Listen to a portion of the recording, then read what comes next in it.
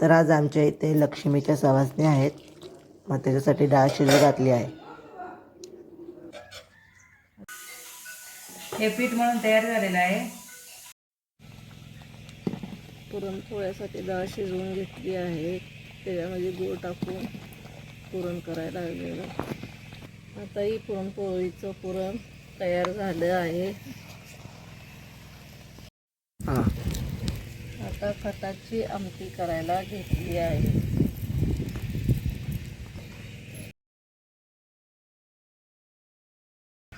हे आमटीसाठी वाटण चालू आहे.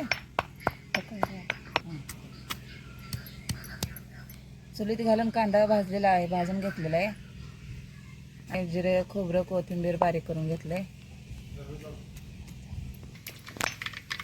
जिरे, मोहरी, कढीपत्ता, कांदा, कढीपत्ता, वाटण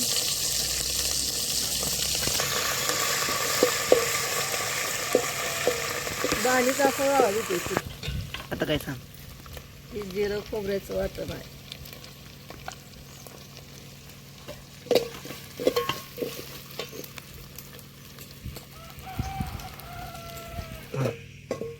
हे पुरण वाटण चालू आहे. डाळ शिजवलेली उचलून द्या.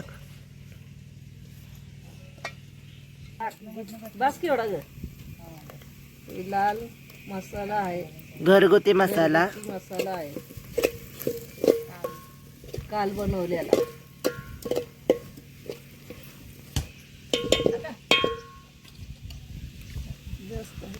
मला गावठी काल बनवलेला मसाला आहे. याची रेसिपी जर पाहिजे असेल तुम्हाला तर आमच्या चॅनलवर जाऊन तुम्ही बघू शकता. थोडंसं पाणी टाकून हा मसाला शिजवून घ्यायचा.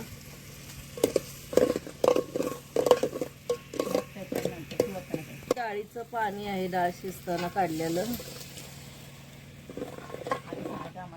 डाळीच पाणीच आहे, डाळ शिजवून काढलेलं.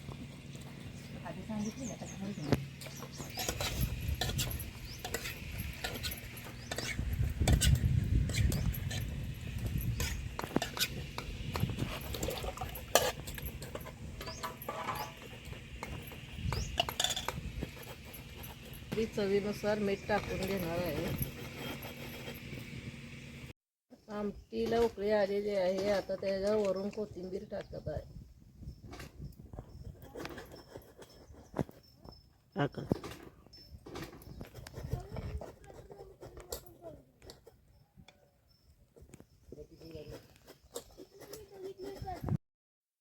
चालू झाले पुरण भरत आहे. असं पुरण भरत आहे म्हणून काय पुरण भरलेलं.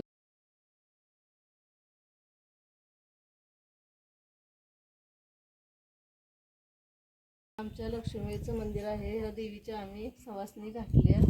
त्यासाठी नैवेद्य दाखवायला मंदिरात आलो आहे.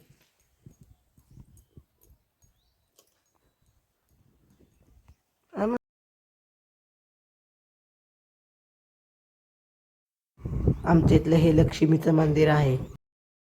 मग इथं आता सवासण्या जेवायला बसले आहेत.